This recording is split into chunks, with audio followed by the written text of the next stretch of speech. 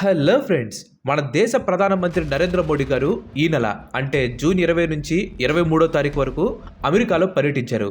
మోడీ గారు చేసిన ఈ విజిట్ ఏదైతే ఉందో ఇది సాధారణమైన విజిట్ కాదు. ప్రపంచ రాజకీయ పరంగా చూసుకుంటే ఈ విజిట్ చాలా అంటే చాలా ఇంపార్టెంట్. ఇండియాకి అమెరికాకి మధ్య ఉన్న రిలేషన్షిప్ ని ఈ విజిట్ ద్వారా ఫ్రెండ్షిప్ ముద్రను వేసి ఇండియా అమెరికాతో కొన్ని ఒప్పందాలు చేసుకుంది. సో ఈ రోజు వీడియోలో పిఎం నరేంద్ర మోడీ గారు అమెరికాలో చేసిన మొట్టమొదటి స్టేట్ విజిట్ కి సంబంధించి పూర్తి వివరాలు తెలుసుకుందాం. Let's get in to the show.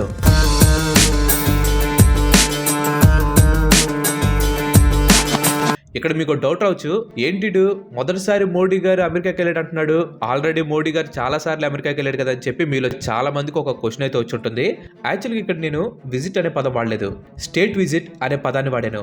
So ఈ స్టేట్ విజిట్ అనేది నార్మల్ విజిట్ కి చాలా అంటే చాలా డిఫరెంట్ గా ఉంటుంది. సో ఈ నార్మల్ విజిట్ కి స్టేట్ విజిట్ కి డిఫరెన్స్ ఏంటో ఇప్పుడు మనం ఒకసారి తెలుసుకుందాం.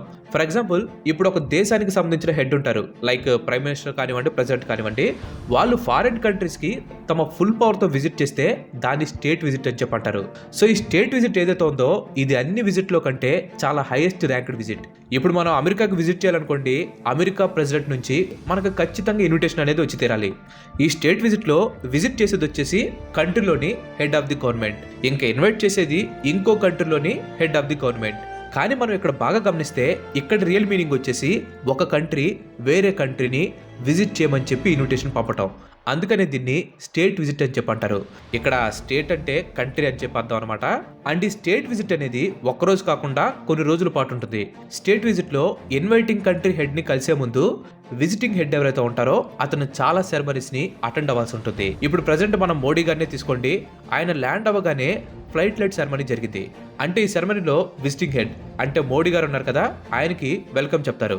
ఆ తర్వాత పిఎం మోడీ గారు వైట్ హౌస్ కి చేరుకున్న తర్వాత అక్కడ 21 మంది గన్ సెల్యూట్ తో వైట్ హౌస్ అరైవల్ సెరమనీ అనేది జరుగుతుంది. సో ఇలా షెడ్యూల్ ని బట్టి సెరమనీస్ అన్ని జరుగుతుంటాయి. ఇప్పుడు పిఎం నరేంద్ర మోడీ గారు చేసే ప్రతి ఫారెన్ విజిట్ స్టేట్ విజిట్ కిందకైతే రాదు. ఎందుకంటే ఇందాక ఆల్రెడీ చెప్పినట్లు ఈ స్టేట్ విజిట్ అనేది హైయెస్ట్ ర్యాంక్డ్ కేటగిరీ విజిట్. ఈ స్టేట్ విజిట్స్ ద్వారా కంట్రీస్ తమ ఫ్రెండ్షిప్ ని స్ట్రాంగ్ గా చేసుకుంటాయి. అండ్ ఈ స్టేట్ విజిట్స్ అనేవి చాలా అంటే చాలా రేర్ గా జరుగుతుంటాయి. అంటే ఇలా వేరే స్టేట్ వాళ్ళు వాళ్ళ కంట్రీకి వేరే కంట్రీ వాళ్ళని ఇన్వైట్ చేయడం చాలా అంటే చాలా అరుదుగా జరుగుతూ ఉంటుంది. ఫర్ ఎగ్జాంపుల్, ఇప్పుడు అమెరికానే తీసుకోండి, అమెరికా ప్రెసిడెంట్ తన పవర్ లో ఉండే 4 ఏళ్లలో కేవలం తను ఒక్కసారి మాత్రమే ఇలా ఒక స్టేట్ విజిట్ అనేది ఇన్వైట్ చేయగలడు. అంటే ఇప్పుడు జో బిడెన్ మోడీ గారిని ఇన్వైట్ చేశారు కదా, సో ఆయన అధికారంలో ఉన్న మిగతా రోజుల్లో ఇంకెవరిని తను ఇన్వైట్ చేయకూడదు. ఒకవేళ జో బిడెన్ గారు మళ్ళీ నెక్స్ట్ ఎలక్షన్ లో గెలిచారనుకోండి, అప్పుడు మళ్ళీ స్టేట్ విజిట్ కింద వేరే కంట్రీ హెడ్ ని తను ఇన్వైట్ చేసుకోవచ్చు. అండ్ ఇప్పుడు ఈ స్టేట్ విజిట్స్ కాకుండా వేరే విజిట్స్ కూడా ఉంటాయి. ఫర్ ఎగ్జాంపుల్, మోడీ గారిని తీసుకోండి, ఆయన మొదటిసారి స్టేట్ విజిట్ చేస్తున్నారు. కానీ ఇంతకు ముందు చాలా సార్లే యుఎస్ కి తను విజిట్ చేశారు. 2014, 2017లో వర్కింగ్ విజిట్ కింద నరేంద్ర మోడీ గారు అమెరికాకు వెళ్లారు. అండ్ ఆ తర్వాత 2019లో హౌస్టన్ ర్యాలీలో పార్టిసిపేట్ చేయడానికి మళ్ళీ ఆయన అమెరికాకు వెళ్ళడం జరిగింది. సో ఇలా విజిట్స్ అనేవి రకరకాలుగా ఉంటాయి అన్నమాట.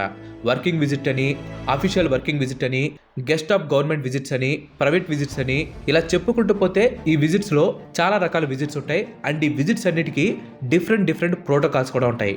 ఈ విజిట్స్ అన్నిటికీ అండ్ స్టేట్ విజిట్ కున్న పెద్ద తేడా ఏంటంటే, స్టేట్ విజిట్ లో only head of the government మాత్రమే కంట్రీని రిప్రజెంట్ చేస్తూ విజిట్ చేయాలి.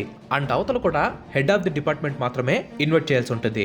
ఇంక ఈ స్టేట్ విజిట్ లో విజిటింగ్ హెడ్ అంటే ఇప్పుడు నరేంద్ర మోడీ గారు విజిటింగ్ కి వెళ్ళారు కదా, సో ఆయన ఖర్చుని, ఆయనతో పాటు ఉన్న వాళ్ళ ఖర్చుని మొత్తం అంతా హోస్టింగ్ కంట్రీనే పెట్టుకోవాలి. అంటే జో బిడెన్ గవర్నమెంటే ఆ ఖర్చు మొత్తాన్ని పెట్టుకోవాలి. అంతేకాదు ఈ విజిట్ లో విజిటింగ్ హెడ్ ఇంకా హోస్టింగ్ హెడ్ కి మధ్య చాలా అంటే చాలా గిఫ్ట్లని ఎక్స్చేంజ్ చేసుకుంటారు. అండ్ వీటితో పాటు ప్రెస్టీజియస్ వైట్ హౌస్ లో వాళ్ళు కలిసి డిన్నర్ కూడా చేస్తారు. సో మీకు ఇక్కడ ఒక డౌట్ రావచ్చు, ఇండియా నుంచి మోడీ గారు ఒక్కరే విజిట్ చేశారా, లేదంటే ఇంతకు ముందు ఎవరైనా విజిట్ చేశారని. ఎస్, ఆల్రెడీ నరేంద్ర మోడీ గారి కంటే ముందు ఇంకో ఇద్దరు స్టేట్ విజిట్ చేయడం జరిగింది. మన ఇండియా నుంచి మొట్టమొదటిసారిగా స్టేట్ విజిట్ చేసిన వ్యక్తి ప్రెసిడెంట్ సర్వేపల్లి రాధాకృష్ణ గారు. అండ్ ఆ తర్వాత farmer prime minister Manmohan Singh గారు అమెరికాకి స్టేట్ విజిట్ చేశారు. అండ్ వీళ్ళిద్దరి తర్వాత పిఎం నరేంద్ర మోడీ గారికే ఈ ఘనత దక్కింది. దీన్ని ఘనత అని చెప్పి ఎందుకంటున్నానంటే, ఈ విజిట్ ద్వారా మన రెండు దేశాల్లో సంబంధం అనేది చాలా గట్టిపడుతుంది. అంటే అమెరికా లాంటి అగ్రరాజ్యంతో ఫ్రెండ్షిప్ అంటే అది మనకు చాలా అంటే చాలా యూజ్ అయ్యే విషయం. ఇంకిప్పుడు అమెరికాలో మోడీ గారి విజిట్ ఎలా సాగిందో రోజువారీగా చూద్దాం.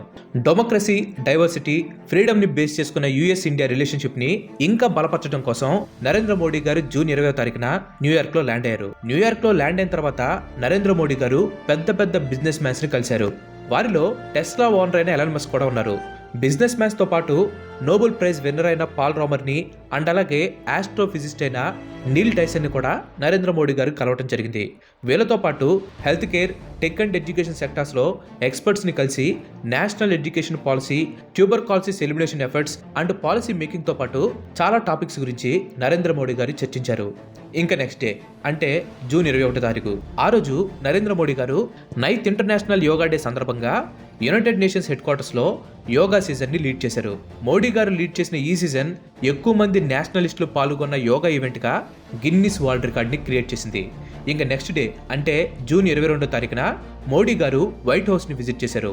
ఇక్కడ ప్రెసిడెంట్ జో బిడెన్ గారు అండ్ ప్రెసిడెంట్ గారి భార్య అంటే ఫస్ట్ లేడీ ఆఫ్ అమెరికా జిల్ బిడెన్ గారు కలిసి మోడీ గారిని రిసీవ్ చేసుకున్నారు. తాను రిసీవ్ చేసుకునేటప్పుడు ప్రెసిడెంట్ జో బిడెన్ కి అండ్ అలాగే వాళ్ళ భార్యకి నరేంద్ర మోడీ గారు కొన్ని గిఫ్ట్స్ ని ప్రెజెంట్ చేశారు. అండ్ బిడెన్ దంపతులు కూడా నరేంద్ర మోడీ గారికి కొన్ని గిఫ్ట్స్ ఇచ్చారు. అండ్ ఆ తర్వాత ఈ రెండు అగ్రరాజ్య నాయకులు కొన్ని చర్చల్ని జరుపుకున్నారు. ఈ చర్చల్లో ఇండియా ఇంకా యుఎస్ఏ మధ్యలో కొన్ని ఒప్పందాలు చేసుకున్నారు. రెండు దేశాల మధ్యలో ఉన్న ఎకనామిక్ కోఆపరేషన్ ని పెంచుకోవడం కోసం ఈ మీటింగ్ లో కొన్ని డిస్కషన్లు అయితే చేశారు. అండ్ ఆ తర్వాత నరేంద్ర మోడీ గారు అండ్ బిడెన్ గారు కలిసి వైట్ హౌస్ లో జాయింట్ ప్రెస్ కాన్ఫరెన్స్ ఇచ్చారు. ఈ ప్రెస్ కాన్ఫరెన్స్ లో మాట్లాడిన మోడీ గారు అమెరికాకి ఇంకా ఇండియాకి మధ్యలో ఉన్న పార్ట్నర్షిప్స్ కి బౌండరీస్ లేవని చెప్పన్నారు. అలాగే ఇండియాలో మెజారిటీ రైట్స్ ని ఇంప్రూవ్ చేయడం కోసం ఇండియన్ గవర్నమెంట్ తీసుకోబోతున్న స్టెప్స్ ను కూడా మోడీ గారు ఎక్స్ప్లెయిన్ చేశారు. ఆ తర్వాత నరేంద్ర మోడీ గారు యుఎస్ కాంగ్రెస్ లో దాదాపుగా గంట సేపు ప్రసంగించారు. అండ్ మోడీ గారు యుఎస్ కాంగ్రెస్ లో ఇలా ప్రసంగించడం మొదటిసారి అయితే కాదు. ఆల్రెడీ 2016లో మోడీ గారు యుఎస్ కాంగ్రెస్ ని ఉద్దేశిస్తూ ప్రసంగించారు. అండ్ ఇలా యుఎస్ కాంగ్రెస్ లో 2 సార్లు ప్రసంగించిన వారు కేవలం ముగ్గురే. అండ్ వాళ్ళల్లో 3వ వ్యక్తే నరేంద్ర మోడీ గారు. యాక్చువల్ గా ఇది కూడా ఒక రికార్డ్ అని చెప్పాలి. యుఎస్ కాంగ్రెస్ స్పీచ్ లో మోడీ గారు చాలా విషయాల గురించి మాట్లాడారు. ఉక్రెయిన్ వార్ గురించి, తీవ్రవాదం గురించి, ఉమెన్ ఎంపవర్మెంట్ గురించి, ఎన్విరాన్మెంట్ కన్సర్న్స్ గురించి ఇలా చెప్పుకుంటూ పోతే ఆయన చాలా విషయాలు మాట్లాడారు. అండ్ ఈ స్పీచ్ లో మోడీ గారు మాట్లాడిన చాలా విషయాలకి యుఎస్ కాంగ్రెస్ చప్పట్లు కొట్టడంతో పాటు స్టాండింగ్ ఓవేషన్ కూడా ఇచ్చారు. మెయిన్ గా మోడీ గారు when Indian gross it influences and uplifts everyone అనే మాట అన్నప్పుడు వైస్ ప్రెసిడెంట్ కమలా హ్యారిస్ తో పాటు యుఎస్ కాంగ్రెస్ మెంబర్స్ అందరూ నిలబడి మరీ చప్పట్లు కొట్టారు. ఇంకా తర్వాత ప్రెసిడెంట్ బిడెన్ గారితో కలిసి నరేంద్ర మోడీ గారు వైట్ హౌస్ లో డిన్నర్ చేశారు. ఈ డిన్నర్ లో టాప్ ఇండస్ట్రియలిస్ట్ అయిన Mukesh Ambani, Google CEO Sundar Pichai and Apple CEO Tim Cook కూడా పార్టిసిపేట్ చేశారు. ఆ తర్వాత ఇండియా ఇంకా యుఎస్ఏ ఒక జాయింట్ స్టేట్మెంట్ ని ఇష్యూ చేసింది. ఈ స్టేట్మెంట్స్ లో తీవ్రవాదం గురించి, పాకిస్తాన్ గురించి మాట్లాడిన ఇండియా ఇంకా యుఎస్ఏ రష్యా గురించి, రష్యా ఉక్రెయిన్ వార్ గురించి మాత్రం ఎలాంటి మెన్షన్ చేయలేదు. ఫైనల్ డే అంటే జూన్ 23వ తారీఖున వైస్ ప్రెసిడెంట్ కమలా హ్యారిస్ గారు హోస్ట్ చేసిన లంచ్ సీజన్ లో మోడీ గారు పాల్గొన్నారు. ఆ తర్వాత కొంతమంది సీఈఓలతో, ప్రొఫెషనల్స్ తో కలిసి పార్ట్నర్షిప్ అండ్ ఆపర్చునిటీస్ గురించి ఆయన డిస్కస్ చేశారు. అండ్ అమెరికా స్టేట్ విజిట్ ని కంప్లీట్ చేసుకుని అటు ఆయన ఈజిప్ట్ కి బయలుదేరారు. అండ్ అమెరికా స్టేట్ విజిట్ లో మోడీ గారు మన ఇండియన్ ఎకానమీ ఇంకా డిఫెన్స్ ని బూస్ట్ చేసేలాగా కొన్ని హిస్టారిక్ డీల్స్ చేశారు. అవేంటో ఇప్పుడు తెలుసుకుందాం. బట్ అంతకంటే ముందు ఇంతవరకు ఈ వీడియో చూసారంటే ఈ వీడియో మీకు నచ్చిందని అనుకుంటున్నాను. మీకు కనుక నచ్చినట్లయితే ఈ వీడియోని ఖచ్చితంగా లైక్ చేయండి. అండ్ అలాగే మీరు మన ఛానల్కి ఇంతవరకు కనుక సబ్స్క్రైబ్ అయినట్లయితే మన ఛానల్కి తప్పకుండా సబ్స్క్రైబ్ అయ్యి పక్కన ఉన్న గంటని ఆల్ ఆప్షన్లో పెట్టుకోండి. ఆల్రెడీ లైక్ చేసి, షేర్ చేసి, సబ్స్క్రైబ్ చేసిన వారికి చాలా థ్యాంక్స్. అమెరికా కంపెనీ అయిన జనరల్ ఎలక్ట్రిక్ వాళ్ళు ఇండియన్ కంపెనీ అయిన హిందుస్థాన్ ఏరోనాటిక్ లిమిటెడ్ తో కలిసి మన ఫైటర్ జెట్స్ ని నడిపించే ఇంజన్స్ ని జాయింట్ గా మ్యానుఫ్యాక్చర్ చేయడానికి ఒక అగ్రిమెంట్ చేసుకున్నారు. చెప్పాలంటే ఇది ఒక హిస్టారిక్ డీల్. ఎందుకంటే దీని వలన యుఎస్ వాళ్ళు తమకున్న కటింగ్ ఎడ్జ్ జెట్ టెక్నాలజీని మనతో షేర్ చేసుకుంటారు. అండ్ జీఈతో కలిసి మ్యానుఫ్యాక్చరింగ్ చేయబోతున్న F414 ఇంజన్ తో పాటు ఇండియా అమెరికా నుంచి deadly armoured version MQ-9B Sea Guardian drones ను కూడా కొనుగోలు చేయబోతుంది. ఈ డ్రోన్స్ తో ఇండియా మన సర్వేలెన్స్ కెపాసిటీని బాగా పెంచుకుంటుంది. మెయిన్ గా హిమాలయస్ లో చైనా వాళ్ళని అడ్డుకోవడానికి ఈ డ్రోన్స్ మనకు బాగా ఉపయోగపడతాయి. ఇంకా నెక్స్ట్ మోడీ గారు చేసిన deal Indian domestic chip sector ని బాగా బూస్ట్ చేస్తుంది. అమెరికా చిప్ మేకర్స్ చైనా మీద ఎక్కువగా డిపెండ్ అవుతూ ఉంటారు. దీన్ని తగ్గించాలని చెప్పి అమెరికా వాళ్ళు ఎప్పటి నుంచో అనుకుంటున్నారు. సో దీనికోసమనే ఈ సెక్టార్ కి సంబంధించి కొన్ని డీల్స్ అయితే జరిగాయి. ఈ డీల్స్ లో భాగంగా US chip maker micron technology $800 million ని గుజరాత్ లో కట్టబోతున్న అసెంబ్లీ అండ్ టెస్టింగ్ ప్లాంట్ లో ఇన్వెస్ట్ చేయబోతుంది. అండ్ ఆ ప్లాంట్ యొక్క టోటల్ వర్త్ వచ్చేసి $2.75 బిలియన్. సో ఈ డీల్ కానీ సక్సెస్ అయితే ఇండియా ప్రపంచంలోనే సెమీ కండక్టర్ పవర్ హౌస్ గా మారిపోతుంది. పిఎం మోడీ గారి విజిట్ అమెరికాలో జాబ్ చేసే ఇండియన్స్ కూడా బాగా అంటే బాగా లాభాన్ని తీసుకొచ్చింది. ఇక నుంచి అమెరికన్ వీసాని రెన్యువల్ చేసుకోవడం కోసం ఇండియా వాళ్ళు ఇండియాకి తిరిగి రావాల్సిన అవసరం లేదని చెప్పి బైడెన్ అడ్మినిస్ట్రేషన్ అనౌన్స్ చేసింది. అండ్ ఈ డీల్ ఏదైతే ఉందో ఇది 2014 నుంచి H1B1 and L skilled visas కూడా వర్తిస్తుందని చెప్పి బైడెన్ అడ్మినిస్ట్రేషన్ అనౌన్స్ చేసింది. అండ్ స్పేస్ రంగానికి సంబంధించి కూడా ఇండియా అమెరికాతో కొన్ని డీల్స్ ని చేసుకుంది. ఈ డీల్స్ లో భాగంగా స్పేస్ ఎక్స్ప్లోరేషన్ లో అమెరికా లీడ్ చేసే ఆర్టిమిస్ అకార్డ్స్ లో ఇండియా కూడా జాయిన్ అవబోతుంది.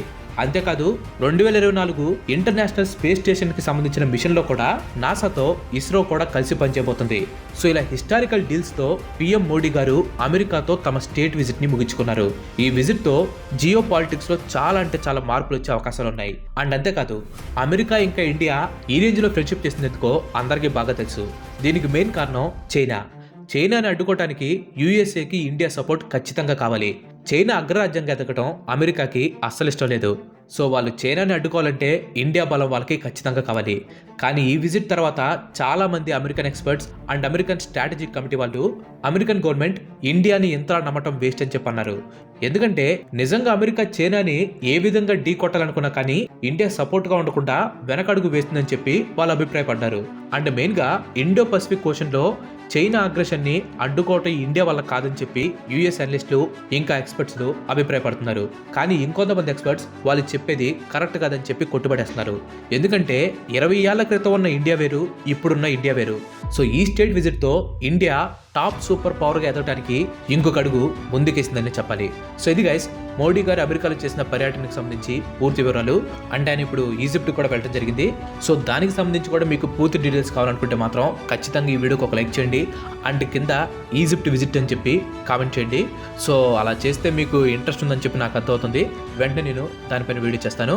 అండ్ దీంతో పాటుగా మీకు ఆ వీడియో నోటిఫికేషన్ రావాలంటే మాత్రం ఖచ్చితంగా మీరు మన ఛానల్కి సబ్స్క్రైబ్ అవ్వాలి. దాంతోపాటు పక్కన ఉన్న గంటను కూడా ఆల్ ఆప్షన్ పెట్టుకోండి.